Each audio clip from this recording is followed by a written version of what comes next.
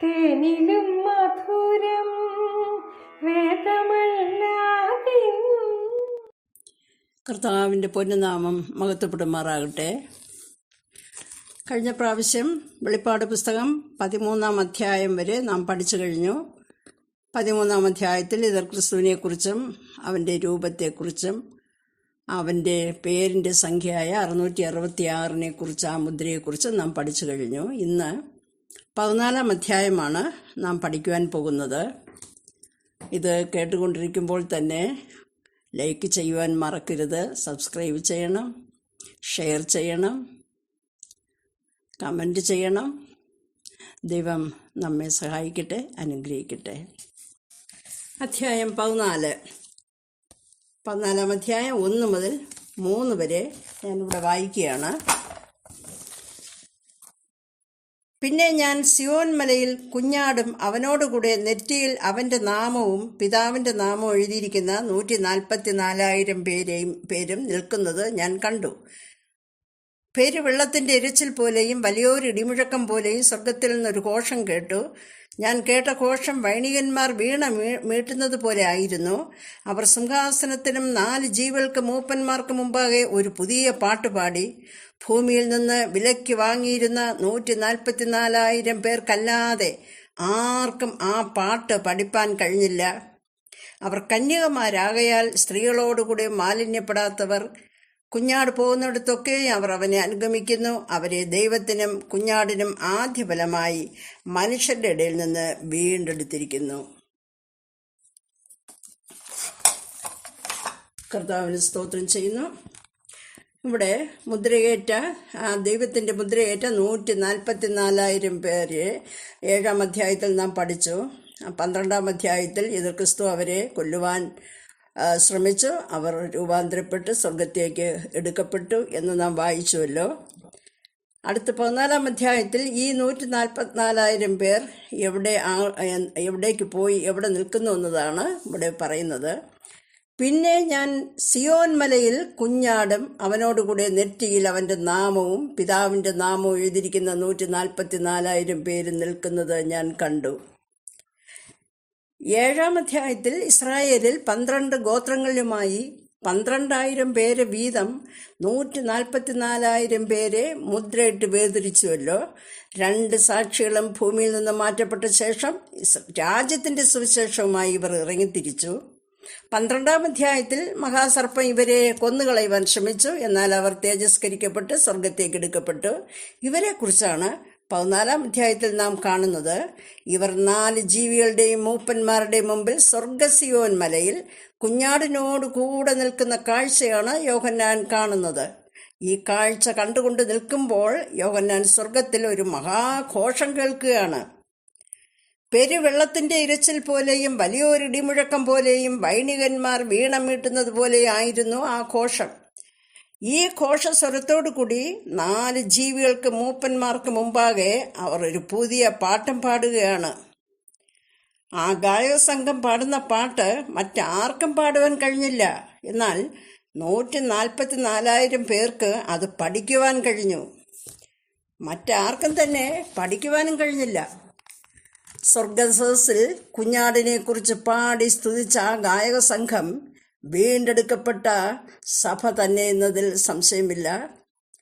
സ്വർഗസിയോൻ മലയിൽ അപ്പോൾ ഉള്ള ആ സദസ്സിനെ കുറിച്ച് ഞാൻ പറയുകയാണ്. ഈ സദസ്സിനെ കുറിച്ച് എബ്രായർക്ക് എഴുതിയ ലേഖനം 12-ാം അധ്യായം 22 മുതൽ 24 വരെ പറയുന്നുണ്ട്. സിയോൻ പർവ്വതത്തിനും ജീവനുള്ള ദൈവത്തിന്റെ നഗരമായ സ്വർഗീയ യെരൂശലേമിനും അനേകായിരം ദൂതന്മാരുടെ സംഘത്തിനും ആദ്യജാതന്മാരുടെ സഭയ്ക്കും ദൈവമായ ന്യായാധിപതിക്കും പുതിയ നിയമ മധ്യസ്ഥനായ യേശുവിനും അടുക്കലത്രേ നാം വന്നിരിക്കുന്നത്. ഈ സദസ്സിന് മുന്നിലാണ് നാം വീണ മീട്ടി പുതിയ പാട്ടുപാടി കർത്താവിനെ സ്തുതിക്കുന്നത്. ഇസ്രായേലിൽ നിന്ന് മുദ്രയിടപ്പെട്ട് വേർതിരിച്ച ഈ 144,000 പേർ കന്യകമാരാണെന്നും സ്ത്രീകളോട് മാലിന്യപ്പെടാത്തവരുമാണെന്നും ഇവിടെ പറഞ്ഞിരിക്കുന്നു. വെളിപ്പാട് 17-ാം അധ്യായത്തിൽ സ്ത്രീ എന്ന് പറഞ്ഞിരിക്കുന്നത് വ്യാജമതങ്ങളെയാണ്. ഈ വ്യാജ മതങ്ങളെന്ന സ്ത്രീകളെ വേശ്യമാർ എന്നാണ് ബൈബിൾ പറഞ്ഞിരിക്കുന്നത്. സ്ത്രീകളോട് മാലിന്യപ്പെടാത്ത കന്യകമാർ എന്നത് മറ്റ് മതങ്ങളെ സ്വീകരിക്കുകയോ വിഗ്രഹാരാധനയിൽ ഏർപ്പെടുകയോ ചെയ്യാത്തവർ എന്നാണ്. തങ്ങളുടെ ദൈവത്തെ വിട്ട് അന്യദേവന്മാരോടോ ബിംബങ്ങളോടോ പരസംഗം ചെയ്യാത്തവർ. വിഗ്രഹാരാധനയെ പരസംഗം എന്നാണ് ബൈബിൾ പറഞ്ഞിരിക്കുന്നത്. ആകയാൽ ഇവർ കന്യകമാർ എന്ന് പറഞ്ഞിരിക്കുന്നു. 14-4 വാക്യത്തിൽ ഇവരെ മനുഷ്യരുടെ ഇടയിൽ നിന്നും ആദ്യഫലമായി വീണ്ടെടുത്തിരിക്കുന്നു എന്ന് പറഞ്ഞിരിക്കുന്നു.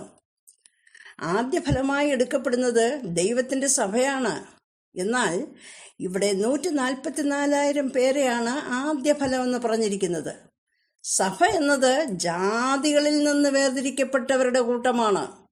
എന്നാൽ ഇസ്രായേൽ എന്നത് ദൈവത്തിൻ്റെ സ്വന്തം ജനമാണ്. ഇസ്രായേൽ ജനത്തിൽ നിന്നുള്ള ആദ്യ വിളവെടുപ്പ് ആയതിനാൽ ഇവരെ ആദ്യ ഫലമെന്ന് പറഞ്ഞിരിക്കുന്നു. ഭോഷ്ക് അവരുടെ വായിൽ ഉണ്ടായിരുന്നില്ല, അവർ കളങ്കമില്ലാത്തവർ തന്നെ. 14:5. ഈ 144,000 പേർ 7-ാം അധ്യായത്തിൽ ഇവർ മുദ്രയിട്ട് വേർതിരിക്കപ്പെടുന്നു. 12-ാം അധ്യായത്തിൽ ഇവർ സ്വർഗത്തേക്ക് എടുക്കപ്പെടുന്നു. 14-ാം അധ്യായത്തിൽ ഇവർ സ്വർഗത്തിൽ സിയോൻ മലയിൽ കുഞ്ഞാടിനോടൊപ്പം നിന്ന് ഗായക സംഘമായ സഭ പാടുന്ന പാട്ട് പഠിക്കുന്നു. 15-ാം അധ്യായത്തിൽ പളങ്കു നദിക്കരയിൽ നിന്ന് പാട്ട് പാടുന്നു. 20-ാം അധ്യായത്തിൽ ഇവർ ക്രിസ്തുവിനോട് കൂടെ വാഴുന്നു. 14:5. ഇവരുടെ വായിൽ ഭോഷ്കുണ്ടായിരുന്നില്ല, അവർ കളങ്കമില്ലാത്തവർ തന്നെ. അതായത് എതിർ ക്രിസ്തു വാളാൽ ഇവരെ കൊല്ലുവാൻ വന്നപ്പോഴും അതിൽ നിന്ന് രക്ഷപ്പെടുവാൻ ഒട്ടും കള്ളം പറയാതെ ദൈവത്തിൻ്റെ വചനത്തെ മുറുകെ പിടിച്ച് എതിർ ക്രിസ്തുവിനോട് പോരാടി നിന്നു. പലരും മരണത്തിന് ഏൽപ്പിച്ചു കൊടുത്തു. മഹാസർപ്പം ഇവരെ തകർക്കുവാൻ അട്ടഹസിച്ച് നിന്നപ്പോഴും കള്ളം പറഞ്ഞ് രക്ഷപ്പെടാൻ ശ്രമിക്കാതെ അന്ത്യം വരെ എതിർത്ത് നിന്നു. ഇവർ കളങ്കമില്ലാത്തവർ തന്നെ. 4 ദൂതന്മാരുടെ വിളംബരങ്ങൾ. വെളിപ്പാട് 14-ാം അധ്യായം 5 മുതൽ 15 വരെ വായിക്കുവാൻ സമയമില്ലാത്തതുകൊണ്ട് വായിക്കുന്നില്ല. തുടർന്ന് സംഭവിക്കുവാനുള്ള കാര്യങ്ങളെ 4 ദൂതന്മാരിലൂടെ മുന്നമേ അറിയിക്കുകയാണ്. 1-ാമത്തെ ദൂതൻ ആകാശമധ്യേ പറക്കുന്നത് യോഹന്നാൻ കണ്ടു. ഭൂവാസികളായി ശേഷിച്ച സകല മനുഷ്യരോട് അറിയിപ്പാൻ അവൻ്റെ കയ്യിൽ ഒരു നിത്യസുവിശേഷം ഉണ്ടായിരുന്നു. ദൈവത്തെ ഭയപ്പെട്ട് അവന് മഹത്വം കൊടുപ്പീൻ, അവൻ്റെ ന്യായവിധിയുടെ നാഴിക വന്നിരിക്കുന്നു. ആകാശവും ഭൂമിയും സമുദ്രവും നീരുറവുകളും ഉണ്ടാക്കിയവനെ നമസ്കരിപ്പീൻ എന്ന് അവർ അത്യുച്ചത്തിൽ പറഞ്ഞുകൊണ്ടിരുന്നു. ഈ സുവിശേഷം നിത്യമായുള്ളതാണ്. രാജ്യത്തിൻ്റെ സുവിശേഷം, കൃപയുടെ സുവിശേഷം, നിത്യസുവിശേഷം എന്നിങ്ങനെ 3 സുവിശേഷങ്ങളെക്കുറിച്ച് ബൈബിളിൽ വെളിപ്പെടുത്തുന്നുണ്ട്. സുവിശേഷം എന്നാൽ നല്ല വാർത്ത എന്നാണ്. യേശു കർത്താവ് ഭൂമിയിൽ വന്ന് പ്രസംഗിച്ചു തുടങ്ങിയത് രാജ്യത്തിൻ്റെ സുവിശേഷമാണ്. ദൈവരാജ്യം സമീപിച്ചിരിക്കാൽ മാനസാന്തരപ്പെടുവീൻ എന്നതാണ് രാജ്യത്തിൻ്റെ സുവിശേഷം. യഹൂദ ജനം യേശുവിനെ സ്വീകരിക്കാതെ തള്ളിക്കളഞ്ഞപ്പോൾ ജാതികളെ രക്ഷിപ്പാൻ കൃപയുടെ സുവിശേഷം പ്രസംഗിച്ചു. പാപികളെ രക്ഷിപ്പാൻ യേശു കാൽവരി ക്രൂശിൽ യാഗമായി തീർന്നുകൊണ്ട് ലോകത്തെ രക്ഷിപ്പാൻ കൃപയുടെ വാതിൽ തുറന്നു. മാനസാന്തരപ്പെട്ട് സുവിശേഷത്തിൽ വിശ്വസിച്ച് രക്ഷയെ കരസ്ഥമാക്കുക എന്നതാണ് കൃപയുടെ സുവിശേഷം. ഇക്കാലത്ത് കൃപയുടെ സുവിശേഷമാണ് ലോകം മുഴുവനും പ്രസംഗിച്ചുകൊണ്ടിരിക്കുന്നത്. സഭ ഭൂമിയിൽ നിന്ന് എടുക്കപ്പെടുന്നതോടുകൂടി കൃപയുടെ കാലം അവസാനിക്കുന്നു. അതിനുശേഷം എതിർക്രിസ്തുവിൻ്റെ ഭരണകാലത്ത് 2 സാക്ഷികളിലൂടെയും മുദ്രയേറ്റ 144,000 പേരിലൂടെയും ഇസ്രായേലിൽ രാജ്യത്തിൻ്റെ സുവിശേഷം വീണ്ടും പ്രസംഗിക്കപ്പെടുന്നതാണ്. ഇവിടെ ദൂതൻ പറയുന്നത് നിത്യസുവിശേഷമാണ്. ദൈവത്തെ ഭയപ്പെട്ട് അവന് മഹത്വം കൊടുപ്പീൻ, ആകാശവും ഭൂമിയും സമുദ്രവും സൃഷ്ടിച്ചവനെ നമസ്കരിപ്പീൻ. ഇതാണ് നിത്യസുവിശേഷം. ഇത് ലോക ആരംഭം മുതൽ തന്നെ ഉണ്ടായിരുന്നതും നിത്യതയിലും ഒരിക്കലും നശിക്കാതെ എന്നേക്കും ഉണ്ടായിരിക്കുന്ന സുവിശേഷമാണ് ഈ നിത്യസുവിശേഷം എന്ന് പറയുന്നത്. ഒരിക്കലും നിന്നു പോകുന്നില്ല. ഭൂമിയിൽ നടക്കുവാൻ പോകുന്ന ന്യായവിധികളും വെള്ളസിംഹാസനത്തിൽ ഇരുന്ന് അന്ത്യന്യായവിധി നടത്തുന്നവനും ദുഷ്ടജനങ്ങളെ നരകത്തിൽ തള്ളിയിടുന്നവനും സർവവും സൃഷ്ടിച്ച് പരിപാലിക്കുന്ന ദൈവമാണ്. ആയതിനാൽ ദൈവത്തെ ഭയപ്പെടുക, അവന് മഹത്വം കൊടുക്കുക, അവനെ നമസ്കരിക്കുക എന്നതാണ് ഈ സുവിശേഷം. ഈ സുവിശേഷം ദൂതൻ മുഖാന്തരം ലോകത്തോട് അറിയിക്കുകയാണ്. അതോടൊപ്പം തുടർന്ന് നടക്കുവാൻ പോകുന്ന ന്യായവിധി നടത്തുന്നത് സൃഷ്ടാവായ ദൈവം തന്നെ. അതിന് സമയം വന്നിരിക്കുന്നു എന്നും ദൂതൻ ലോകത്തോട് അറിയിക്കുകയാണ്. രണ്ടാമതൊരു ദൂതൻ പിന്നാലെ ചെന്നു. 14:8 വീണുപോയി തൻ്റെ ദുർനടപ്പിൻ്റെ ക്രോധമദ്യം സകല ജാതികളെയും കുടിപ്പിച്ച മഹതിയാം ബാബിലോൺ വീണുപോയി എന്ന് ദൂതൻ വിളിച്ചു പറയുകയാണ്. ഒന്നാമത്തെ ദൂതൻ സർവത്തിൻ്റെയും ന്യായവിധി നടത്തുന്നത് സൃഷ്ടാവായ ദൈവമാണെന്നും ആ ദൈവത്തെ ഭയപ്പെടുക എന്നറിയിക്കുമ്പോൾ, രണ്ടാമത്തെ ദൂതൻ അതിനോട് ചേർന്ന് നിന്നുകൊണ്ട് ബാബിലോൺ നഗരത്തിൻ്റെ ന്യായവിധിയെപ്പറ്റിയുള്ള സന്ദേശത്തെ ഭൂവാസികളോട് അറിയിക്കുകയാണ്. മതത്തിൻ്റെയും രാഷ്ട്രീയത്തിൻ്റെയും ഉറവിടമാണ് ബാബിലോൺ നഗരം. ഈ നഗരത്തിൻ്റെ നാശം 7ാം ക്രോധകലശം ഭൂമിയിൽ പകരപ്പെടുമ്പോൾ സംഭവിക്കുന്നതാണ്. ദൂതൻ അത് മുൻകൂട്ടി അറിയിക്കുകയാണ്. 18-ാം അധ്യായത്തിൽ ബാബിലോണിൻ്റെ ന്യായവിധിയെക്കുറിച്ച് പറയുന്നുണ്ട്. അത് പിന്നാലെ നമുക്ക് പഠിക്കാം. അടുത്തതായി മൂന്നാമതായി വേറൊരു ദൂതൻ പിന്നാലെ വരുന്നു.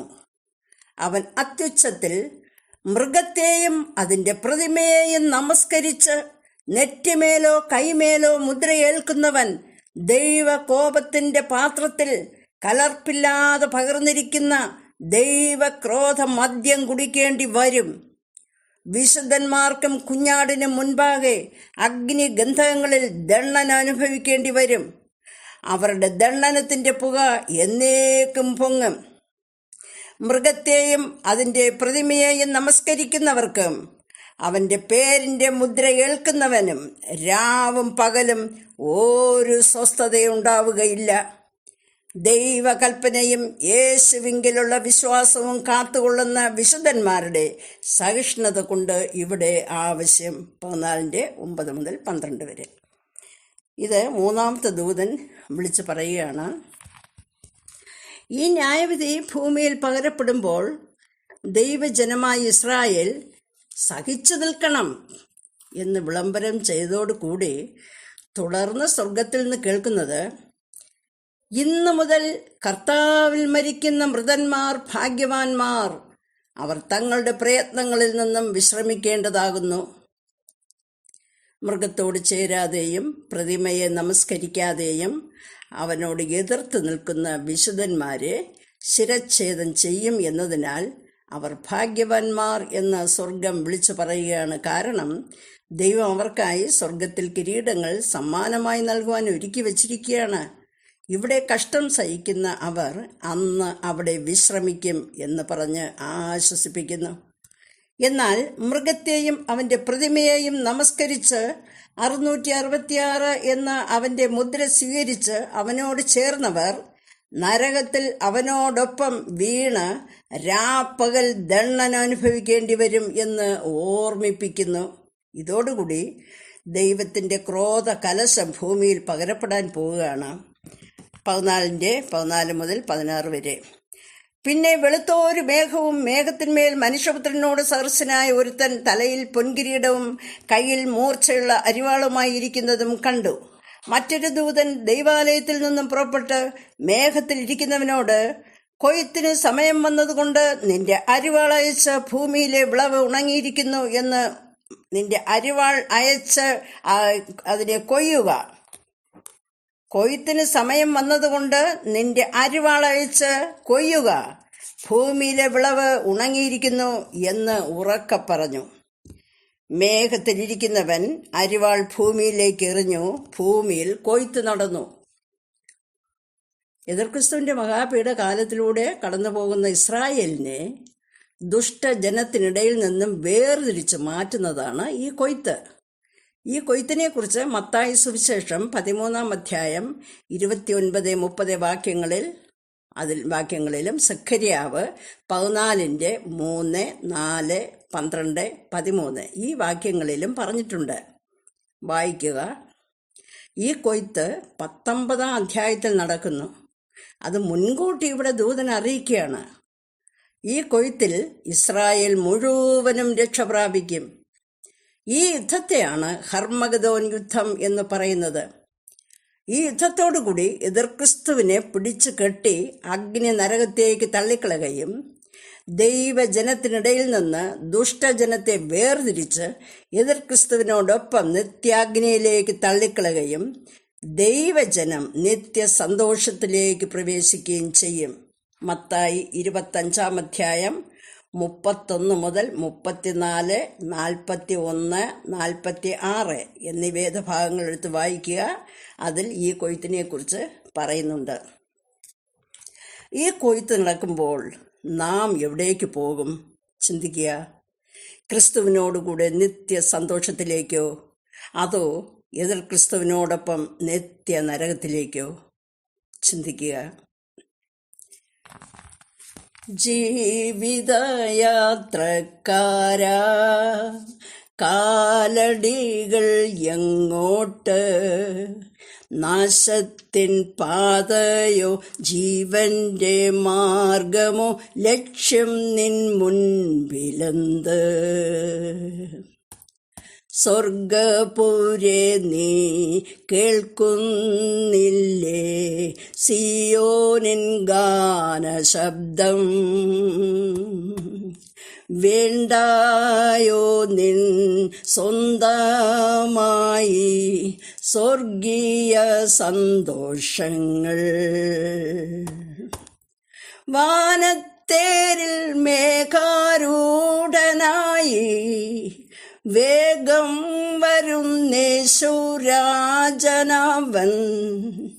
ചേർക്കുവാൻ നിന്നെയും ശുദ്ധരിൻ സംഘത്തിൽ. കണ്ണീരില്ല സ്വർഗവാസമതിൽ. ജീവിതയാത്രക്കാരാ, കാലടികൾ എങ്ങോട്ട്? നാശത്തിൻ പാതയോ ജീവന്റെ മാർഗമോ? ലക്ഷ്യം നിൻ മുൻപിലെന്ത്? ആമേൻ. Praise Lord.